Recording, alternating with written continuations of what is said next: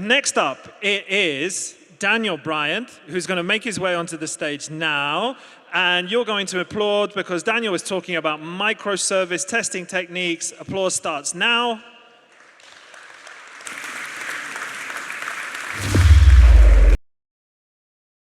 We're going to dive into that, hopefully do a live demo towards the end, because in my experience, that's the kind of tool that folks aren't so familiar with. Most of us know mocks. We might even not know the name service virtualization, but we're often doing it or using tools that are what I would consider service virtualization. So we're going to look a little bit more at remote development. And again, a reminder, choose your dev test approach wisely. Don't just do mocks. Don't just do service virtualization. Don't just do remote tooling, even if you love it. There is a time and a place for every tool, I think. What to use when? This is going to be what we're going to build up to, all right? So don't worry, I'm going to dive into this now. I just wanted to put it up. The folks like to get your priming. We're going to look through, and I will define what I mean by unit testing, integration, component. We'll go through and look at each category, and then I'll suggest where I think these tools are useful, not only in actual test cycles like CI and CD, but also when you're developing, building that mental model, and trying to create value. Very briefly, this is me at Daniel Bryant UK on most of the interwebs. I am a Java developer by trade, architect, moved into DevRel now, written a couple of books with some buddies of mine, so do check them out. They make amazing Christmas presents for your loved ones. I know it's early, but get that purchase in now, right? And I love to interact with folks. So hit me up on LinkedIn, on Twitter. Love to engage with the questions. Let's set the scene. I'm sure many of you will recognize the inner and the outer dev loop. It comes from, I initially saw this up with Mitch Denny many years ago, but unfortunately that blog post is gone now, so someone else has got it and I've linked there. But he talked a lot about that differences with the inner and outer loop. The inner loop is when you're doing, say, test-driven development, you're coming up with an idea, getting fast feedback, and trying not to take too long to get that feedback. And you move from the inner to the outer. So the inner, you're going around, TDD, red, green refactor, have I got this thing working? When I'm happy, I might push the code to get version control, and then the outer loop takes over. Code review, testing, linting, all that good stuff, right? Now, what I would say is the outer loop is we're quite happy with that being remote. Does that make sense? We have CI/CD as a service. We spin up ephemeral environments. Maybe even it's our own internal cloud. But these things, we're quite happy in the outer loop for it to be remote. We store our code in Git. We might run Circle CI or Jenkins to build our code, test it, and we spin up ephemeral environments to test. What I say with the inner loop, we're mainly still local. Even though there is things like Gitpod and GitHub code spaces, mostly we're coding locally. And I've chatted to a few folks over the years, and they're saying to me, I will never give up localhost. You'll pry that from my cold, dead hands, right? And I'm not sure. I think the industry, if you've been around long enough, is kind of shifting thin client, fat client. We've been seeing that over a number of years. I do wonder if we'll all be coding in the cloud in a few years' time. But I think it's quite interesting. At the moment, the outer loop is very much as a service remote. The inner loop is local, and we'll keep, there's definitely benefits for that, but we'll keep that in mind as we go through. And I would just say the examples I'm going to use today, my demo is going to be using Kubernetes. So can I have a quick show of hands? Who is actually using Kubernetes at the moment? Oh, fantastic. And who's familiar with Kubernetes? Other folks? Oh, hopefully. Yeah, sort of it's crossed the hype cycle, I think, right, or crossed the chasm. So I am going to be talking a lot about context of microservices. I'll try and explain the Kubernetes stuff when I get to it as well, but the main topics are not technology specific. But I did want to put up all the memes, right, just to set the scenes in terms of, we all love a bit of microservices. We had that great talk just a moment ago about that. Simon Brown has taught me a lot over the years about monolith to microservices, right? And there's all the jokes here. One of my personal favorites coming next with Kubernetes and with containers. It takes a minute or two to soak it in, but I think this is a really good point. Anyone who's worked with Kubernetes, you will recognize that feeling, right? I'm only 25 myself. But just, set the context, we are looking primarily at a microservice or a service-based architecture. There's just more stuff when you're doing SOA. I was unlucky enough, to be part of the original SOA generation using XML and WSLDs and all this kind of stuff, or WSDL, back in the day with enterprise service buses. That was where I cut my teeth in the Java world. Microservices, hopefully we've learned some things. We've got better, but there's many of the same problems. There's just more inner-outer loops, if you think about it, right? There's more services. Well, not only is there more services and more inner and outer loops, there's more dependencies between them. I'm coding in my inner loop there, but I'm dependent or I want to explore a service that's out of my domain, out of my bounded context. And this just grows and grows, right? This is one of the challenges I found developing microservices was that I needed to understand the dependencies, spin them up, play with them, definitely when I was developing, definitely when I was testing too. First thoughts, if you're going to microservices, going to containers, is you want to run everything locally. So if you've got 2 services, 3 services, 10 services, you totally can. Love the Docker folks, use Docker a whole bunch over the years. Minikube, use that for Kubernetes, spin that up and running. Micro-K8s, there's K3s. There's many ways you can make your local development environment as production-like as possible, which is a good thing. If you're using Kubernetes, at some point in your dev test, you want to be working with Kubernetes. You don't just want to be creating a binary and having ops put it in a container, having ops ship it. You want to be playing with stuff locally. The problem, when you run everything locally, past 10 services, particularly on the JVM, or if you're using .NET on the CLR, there's only so much stuff you can run locally. Before, like, I've got 2 or 3-year-old laptop, right? And if I chuck a couple of JVMs on it, a database, it soon starts literally smoking at times, right? It gets super, super hot. Tempting then to go fully remote. You go, I know what we'll do. We'll push everything to Amazon EKS, DigitalOcean, pick your poison here, and many different varieties. But this presents some new challenges. It does solve the resource issue, because the cloud is kind of unlimited, right? Providing we don't think about money. But the cloud is kind of unlimited. But there's a whole bunch of other challenges that come with this. The biggest one is the inner and the outer dev loop with Kubernetes, as an example, can be the same. You're writing your code, but you want to verify it with some other dependency that's also in the cloud, so you have to build a container. You push that container to a registry. Depending how big that is, that can take a long time. You deploy that to the cluster, more config to write. You run your tests. And this can be very slow. It reminds me very early on in my Java career where I was not fully in, this is like 20 years ago, right, where I was not fully familiar with debugging, and I'd use system.out.println to understand what's going on. I'd write some print lines, I'd compile, I'd execute, I'd read what comes back in the information, I'd make some changes, I'd put a new print line in, and that was just a super slow way of making progress. And this feels very similar when I'm running everything fully remote, doing that container build, pushing it up. Automation can very much help. This is like a known problem for several years. There's Scaffold by the Google folks. There's Garden. There's GitCube, Octeto, Ksync, and Tilt, who've actually been acquired by Docker now. But there is tools to do certain tasks in the background. So when you're coding away and the file changes, some of these tools like Scaffold will synchronize that file with a remote container file. Or they'll automate the build and push the container up. Still doing a lot of the same work, but it's automating it behind the scenes so you don't have to do Docker build, Docker push all the time. But sometimes you do just want that really fast inner loop, right? You don't want to do the Docker build, Docker push, even if it's if it's automated behind the scenes by a tool. You just don't want that extra latency in the loop. And something I definitely experience is I want to use my own tools. I've even seen this a little bit when I'm using remote IDEs. Unless it's a remote IDE I'm familiar with, I don't have my debugger, I don't have my profiler, and I'm not quite so happy. So I kind of want to run some things locally with all my tools set up. You also want to avoid the classic works on my machine situation, right? Production versus the local dev debacle. I've been there. I'm certainly like, hey, works on my machine, works in staging even, doesn't work in production. So you want to make everything as production-like as possible. This is a key thing here. Let's look at some of the options and the trade-offs.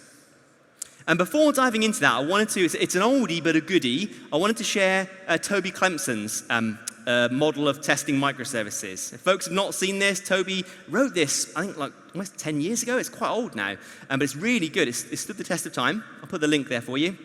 And he breaks down unit testing, integration testing, component testing. He also mentions contract tests and end-to-end tests.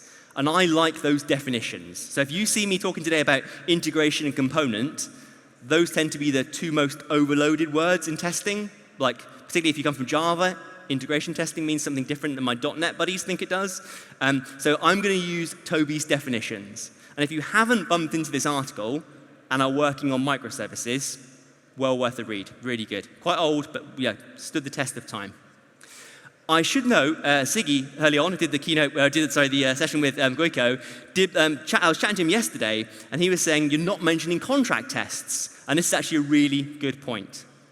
A lot of microservice systems I've worked on, we have used contract tests, something like Pact or Spring Cloud Contract, to test the boundaries of services. So I'm not, it's a good call out by Ziggy, I'm not actually going to mention contract tests in this presentation, but I have got other presentations where I've talked about how I've done that in the past. So if you want to know more about that, rock on.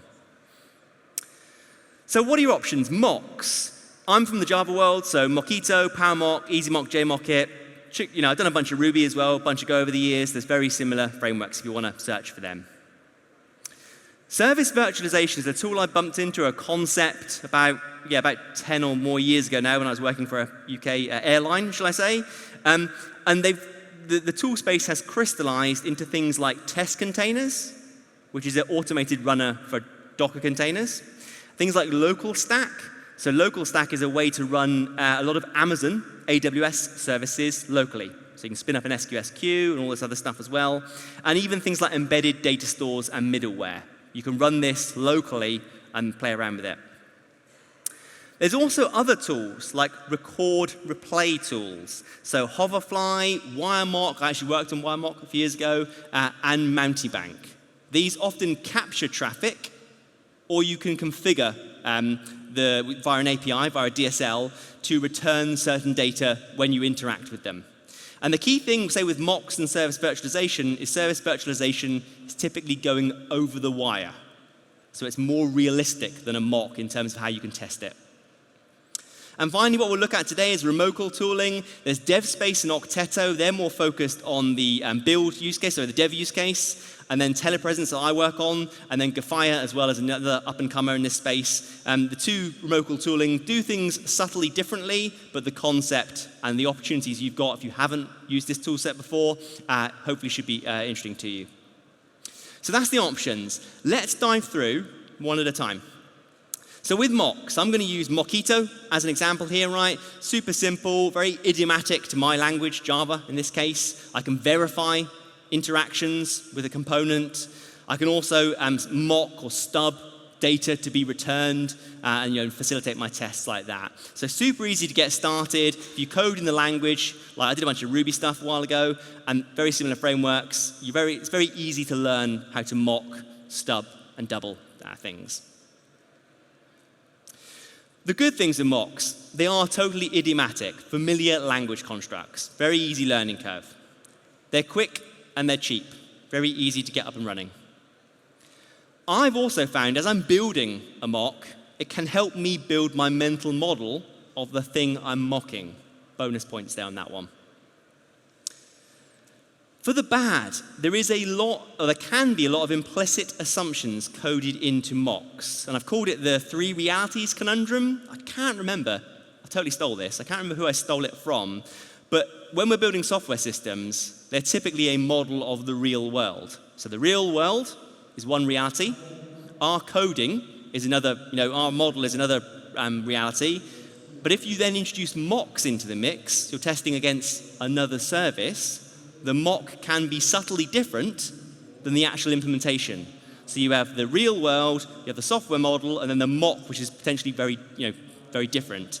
And I do notice over time, if you use mocks, they tend to entropy, they tend to atrophy, they tend to drift from the actual implementation, which can be very dangerous because you test pass, where the mocks are not modeling the real world. They're not modeling your code. Same deal. They're difficult to keep up to date and to share and to coordinate, I think. I remember a big Ruby project I did. It was a monolith, Ruby on Rails monolith, and we had a bunch of classes, effectively, that were mocks, and we tried to reuse the mocks as much as possible, but people would subtly change the mocks and then break a bunch of other tests. So we ended up, everyone had their own mocks, and that just didn't scale very well. And you do need a test runner to run a mock. You can't just fire up a mock and poke and prod it. You typically need a test runner to actually run it. It's good things, bad things with mocks. In terms of what to use when, I think this is where unit testing, definitely a big fan of mocks. Integration testing, can be super useful at a very low level. Component testing, I generally don't go full end-to-end tests and use mocks. If I am going to be, say, calling out to something like the PayPal API, rather than mock it, I would use a sandbox PayPal API, because I want to make that end-to-end test as realistic as possible. And if I have mocks, there's a lot of implicit assumptions sometimes. So I'm maybe on using mocks for end-to-end. If I'm trying to understand an existing API, mocks aren't that useful. But if I am building an API, I can actually mock out some of the behavior, share it with my teammate, get some feedback. That can be useful. We'll move on to service virtualization. I've got a little call out, actually bottom right there, to my buddy Alex Soto. He's got a really good testing Java microservices book that talks about this in more depth. So if you want to check out service virtualization, check out Alex's book. Really very good. But this is a hoverfly example in Java. And I think I've got some arrows to hopefully walk it through. You can see it's very similar to mocking. I've actually said that you can see the hoverfly rule, and I'm creating a my-test.com domain name, and I'm saying if a get comes in with API bookings 1, we return some JSON with that data. So that's kind of setting up the virtual service. And then if I go down, I can actually call this. You can see just above, actually, where the final statement, I'm calling an API endpoint. So I'm not sort of mocking. I'm actually calling it over the wire, and I return via hoverfly, which is running as a separate process. It intercepts or proxies that request. It goes, I know about my-test.com, and because the call is API bookings 1, I just return some data back. So it's kind of like mocks, but the flexibility will become apparent in a moment. But that's a typical example of service virtualization. Mountebank's very similar, written in Node, and there's other options too.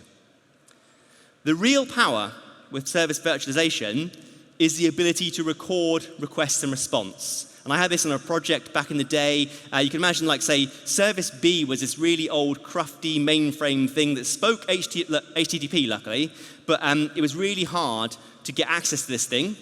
It was a time-shared service, and we couldn't deterministically cause failures in it. So we could never mock or failures at a wire level. With Hoverfly, you can insert a proxy, so you can create some tests, you run some tests, you put a proxy in between your test service, service A, service B, and you record the requests and the responses into a file. Typically with Hoverfly, it just uses standard JSON. This is the request, this is the response. The beauty is, you can then spin up service A, have no connection to service B, but run the requests again, and you get the canned responses coming back. And if, in Hoverfly, because it's all JSON, you can actually manipulate the responses in the file. You can inject failures, that kind of thing.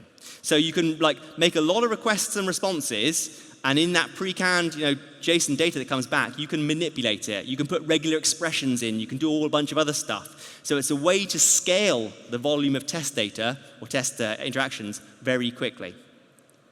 This is how you interact in the Hoverfly world. With that, you can see I've got there, I'm loading in a JSON file that I've recorded already, and I'm just then saying get my-test bookings, and then I assert the correct value comes back. I'm not setting up that data. That data's been pre-recorded. So this is a very nice pattern for certain. I found legacy systems, this is a really useful pattern. I record request response, and I replay it back in my tests. If you haven't bumped into test containers, it is legit amazing. I'm lucky enough to know the creator, Rich North, and Sergey and the crew that are working at Atomic Jar now. It's basically a wrapper to spin up a Docker container. So you can spin up MySQL, Postgres, Redis in this example, and have it run as part of the test flow. So when you're building, coding, you can just run a Docker container, poke some data in, play around with it, but then you can save that snapshot of that image and replay it back in your tests using test containers. Really nice bit of kit.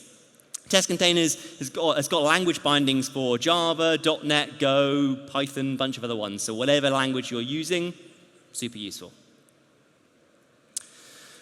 So service virtualization, the good, more realistic than mocks in my experience. It can be the real thing with the Docker test container example, albeit resource constrained, because you're typically running a bunch of this stuff locally when you're actually building it, but it can be the real thing you're testing against.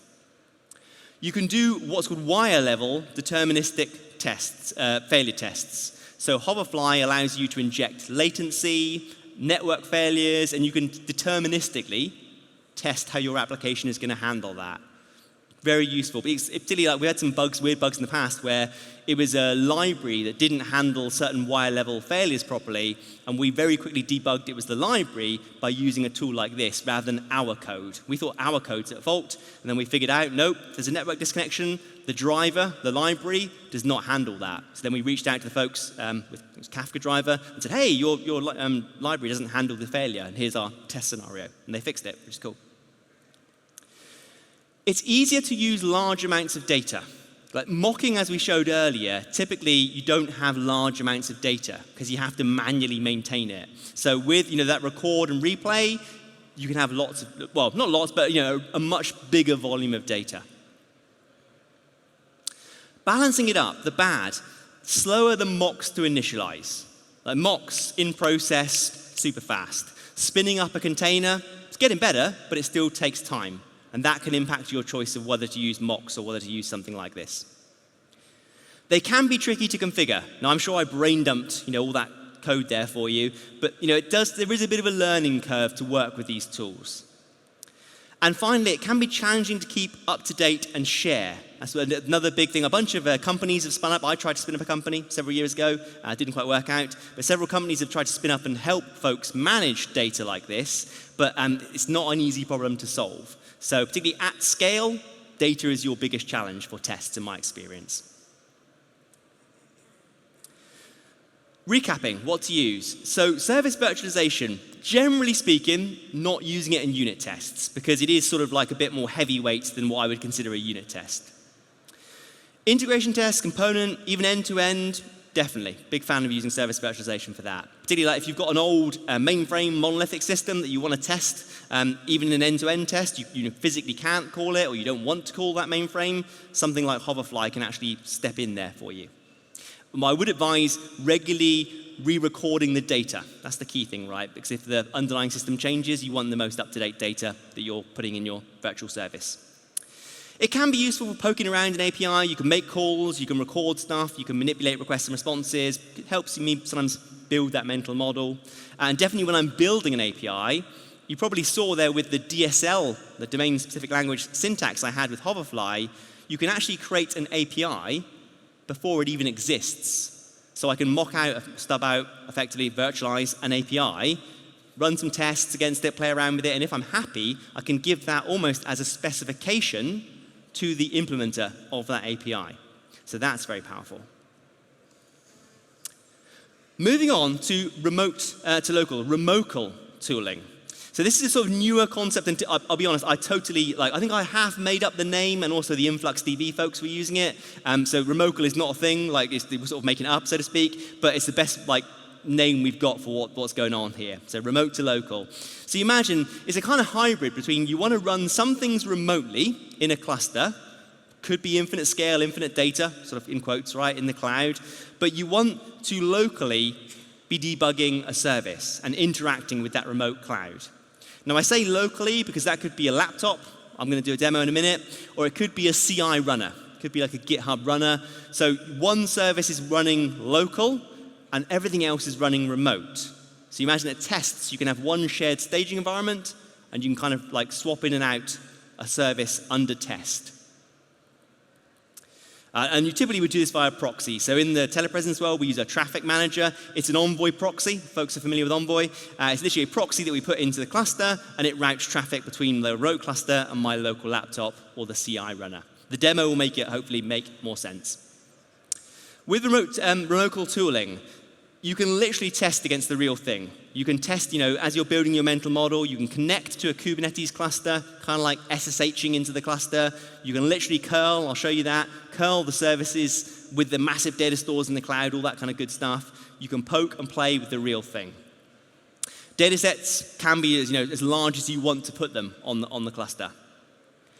And there's no need to build that mental model. It puts you directly in the cluster, where you can, as long as you've got, say, the Swagger definition or the Open API definition, you can poke and play with that API to your heart's content.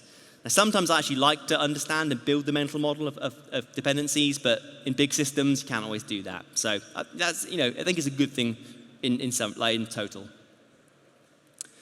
The bad, you do need a solid network connection, either locally when you're using it or when you're actually using a CI runner, you need a good connection between the local and the remote components. Mutating shared state can be an issue. There's a lot of power we're using this remote to local mode, but it's the same deal, right? If you mutate shared state and your tests depend on it and someone else's tests depend on it, you trip over it yourself, just as you would do with any kind of situation if you mutate shared state. But I've seen that where Telepresence almost appears a bit of a magic bullet or silver bullet, and people still trip over the classic, oh, we're both mutating shared state, the tests fail. And there is a lack of language bindings. So definitely mocks, idiomatic, definitely service virtualization has a lot of language bindings in my experience, like libraries, SDKs. At the moment, a lot of the remote call tools do not have language bindings, so you have to write your own language binding or do other script stuff, for example. So what to use and when? So just summarizing with remote call, definitely not in unit tests. Sometimes with integration tests, I've used it, but it really comes into its own for the component tests, for the end-to-end tests, or when I'm poking around and playing around with an API. That's when I really like these kind of tools.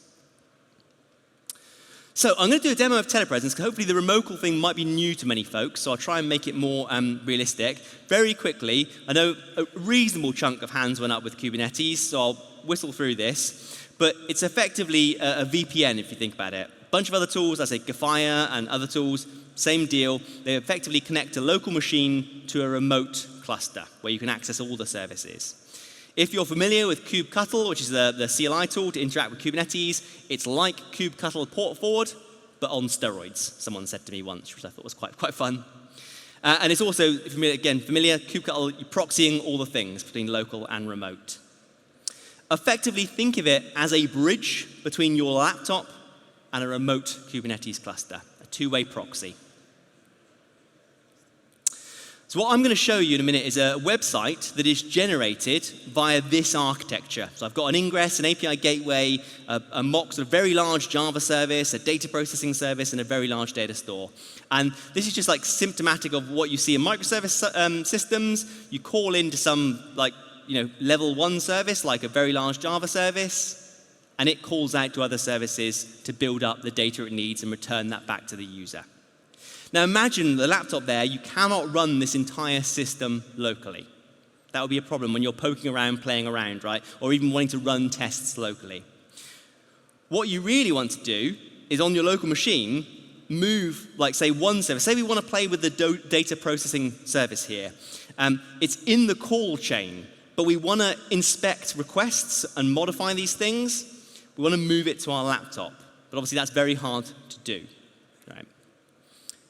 So what Telepresence does is it installs this proxy in the cluster, and it puts a sidecar next to our service, and then we can selectively route traffic from the remote cluster to our local machine and back in.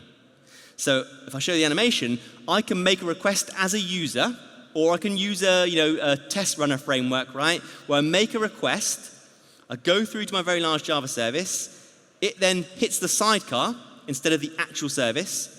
It will hit my laptop. I can call in on this laptop to the remote cluster to get the data I need and then return everything back. So it's like a bridge. Instead of calling the data processing service in the cluster, it will call my laptop. So demo time. Hopefully this will become clearer with a demo. And you know what the live demo situation's like, right? So I'll caveat, like live demos on Wi-Fi can be a challenge. But I've got, this is literally a Kubernetes cluster I've got up in the cloud. I've just aliased kubectl to K, so I'm just saying get me the services. You can actually see I've got my data processing service, very large Java service, and very large data store running in there. Ignore the other things, just for another demo. And those, if I do now get host, I can see hopefully the host name, which is Iga Sanusi 837 edgestack.me. If I go to my browser, you can see if I hit refresh on that, that is the same URL there. And this is the web page that is rendered. And it's a bit meta, because the actual web page literally shows the architecture. And you can see the data processing service there in green, right? So if you imagine I want to interact with the remote services. I want to like call an API, play around, test the services. I can't do this at the moment. If I got my little cheat sheet here, if I just go, for example, I know there's a color endpoint on the data processing service up in Kubernetes. And if I hit that, it just doesn't make sense because it's not exposed publicly, right? I can't actually curl that. But if I do Telepresence connect, give it a few seconds, it might ask my password because we do some funky networking stuff. There we go, actually we're good. Now I'm connected in remote to local to that cluster. So I can do that curl, same curl I did, and I get the results back, green, right? So now I can access the Kubernetes cluster namespace, I can call databases, I can call middleware, when I'm developing, I can poke around, play around, no need to mock, no need to run containers locally, I can build my mental model by just poking around here. As another example, like a bit more of an in-depth example, I think I've got some other things in the cluster. If I just clear that and then paste it in, I'm going to curl the data processing service. There's a find merge endpoint, piping it through to JQ, and just get my data back. So it's like I'm actually in the cluster. And again, this is my laptop that's now in the cluster, but it could be a CI runner when I'm running my end-to-end tests, as an example. Where it gets even more interesting is if I now spin up, I've got IntelliJ running here. Don't worry if you can't read it, no worries. But this is a local copy of the data processing service. So I'm running this one locally. I'll set it up in debug mode here. And what I want to do, if we go back to my web page here, I want to be able to route the very large Java service traffic to my local machine. Then debug the traffic as I'm testing, right? Send that results back in and see the results change here. So I'll move this to the side as well. If I just, now I'll go in, the command is, I'll clear that, make it bigger, telepresence intercept. It sets up a two-way traffic, data processing service, and I'm on port 3000. I just know that from this demo, I've done it a lot. And that will then set up that route between, there we go, between the remote cluster and my local cluster. So fingers crossed, if I set up my desktop here with IntelliJ, and that there, we should be good. If I make a request now, we should see some action going on down here. Oh, it's actually changed color already. That was not part of the demo. I've jumped ahead. But you can see by the change of color, I'm actually now, everything is running remote except that data processing service. So I'm calling a data processing service on my local machine. And because I'm actually running in debug mode, I can set a breakpoint, for example. I can refresh in my remote service. The local breakpoint is triggered, and I can make changes. So it should have been the same color, but if I just change it now to, say, we've got orange, like so. Oh, do set. And then return that value through, providing I've got a reasonable timeout here. So you can see how I can leave all these things remotely. I can interact with them remotely, but I can debug that one service. I can profile that one service all locally. And again, I use this quite a lot when I'm building services, but you can do the same kind of principle when you're actually in a CI runner. So you can run, say, a CI system, you have one staging environment, and you can intercept or swap out the different services as you want. One shared cluster, intercept different services depending on the test you're running. Hopefully that made it clearer. Come and chat to me afterwards if you do want to know a bit more. But let's go back to the slides. How are we doing? We're doing pretty good for time. Just to wrap up, I've got some bonus slides that I'll just skip over just in case the demo doesn't work. I would say if you're not comfortable with the CLI, there is a Docker desktop extension. So both for Telepresence and for Gefire and a bunch of other tools. Check out if you're used to using Docker desktop. The extensions are pretty cool. If you like using a UI workflow. I've got some docs there if you do want to plug this into your CI runner. If you want to use Telepresence in, say, GitHub Actions, that kind of thing, the docs will hopefully guide you through there. So wrapping up, what to use when. This is the overarching table of what I think is best to use when. Definitely when I'm starting out my journey, I like using mocks a lot. Unit tests, that fast feedback, love it. If I'm dealing with, say, gnarly legacy systems, this is when I reach often for service virtualization. Particularly that example I gave of that legacy monolithic system, super hard to configure. We couldn't get any dev test time, so we had to book like time to play with it every 2 weeks. Whereas once we recorded the request response, we could use it whenever we wanted. So that was kind of cool. Remocal, I really like when I'm using, say, Kubernetes, the bigger systems. I can effectively put my laptop in the cluster. I can debug. I can profile locally, one service, two services, integrated with all the other services in the cluster. And I can also use it in my CI runner as well. So again, hopefully another tool for your toolbox there. Dove into mocks, we dove into service virtualization, Remocal, again, just a label that we sort of made up, a few of us in the community, but these kind of proxying tools are very useful when you move to containers and Kubernetes. So in conclusion, the inner dev test loop can be painful when you move to microservices and Kubernetes. I sort of cut my teeth on this 10 plus years ago, I guess, when I was doing Mesos and other cloud things, and now Kubernetes is where it's at. But there's just more things with microservices architecture, more services, and there's typically more layers, more infrastructure involved. The bigger your system gets, the harder it gets, and there's usually a tipping point. And pick a number, it's a bit arbitrary. A lot of folks I'm chatting with in the community, once they get past 10 services, they can't run everything locally. They start mocking more. And sometimes the mocks drift from reality and they get problems. So then they start looking for other solutions. So just watch. There may be a tipping point if you're a small system at the moment, but your system is growing. Like we saw Spotify yesterday, right? That graph was incredible. There's no way you're running all those services locally on your machine.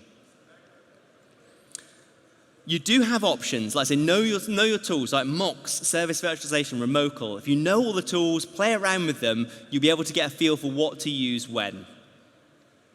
Telepresence enables that remote to local, Remocal development. That's, like I say, showing my bias here. I work on that tool, right? But other tools like Gefire and DevSpace's Octeto, they do exist, and they're all very similar.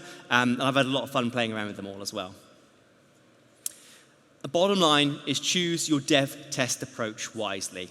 Lots of options. When I was an architect, my biggest thing I used to say was, it depends. Bit of a joke, right? It depends, all the answers. But it's true. It does depend on your context. Know the tools, choose the tools appropriately. And at that point, I'll put up some links if you do want to find out some more information. You can find me, db@datawire.io, and at Daniel Bryant on LinkedIn, GitHub, and on Twitter as well. Love for you to reach out. Hopefully, we've got a couple of minutes for questions too. Thank you very much.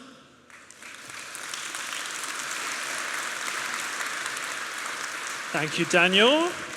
And we indeed have time for questions. Perfect. I'm going to read them. You're going to ask them. Cool. Okay? Sounds good.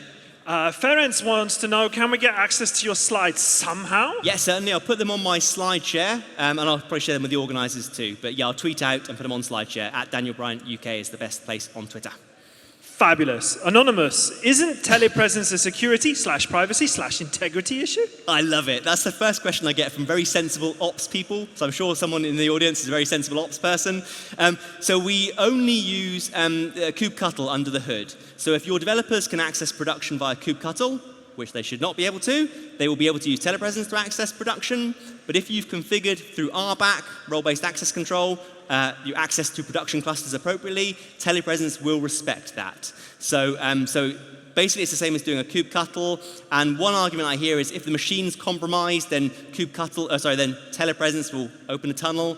But I say if your machine's compromised, you've got bigger issues. So it does make the attack surface a little larger, but but hopefully the docs online and my explanation there will reassure you a little bit. It's really just another layer on top of kubectl, so the same attack surface pretty much applies. Hoverfly sounds great, like Toxi-Proxy.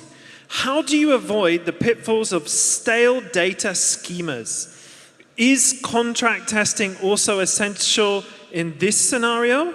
So that's 3 questions in one. Bonus, right? Hoverfly is very much like Toxi-Proxy. I've played with Toxi-Proxy in the past, very similar. Different implementation styles. Yeah, the stale data thing, great call out. The best way to get around that is to regularly re-record your data. So as typically in projects I've worked on, we would record the request responses in Hoverfly, Toxi-Proxy, every day or every week. And then if the underlying API system changes, you can detect it by doing a diff. So you do the record, request response, and do diffs. And if the underlying system changed, then you know you need to make that cascade change, like the underlying contract or data format has changed. You need to adapt to your systems. And the bonus one was, is contract testing? Yeah, good shout. I think it is. For me, I've seen contract testing being used too much because using contract testing comes with a cost. You have to maintain the contract. So I would use contract testing, as with all these techniques, judiciously. So I love the question. Yes, contract testing, but just be careful how much contract testing you're doing. Okay, last one. Sabi wants to know, with Telepresence Intercept, what happens when the targeted service has 30 instances running?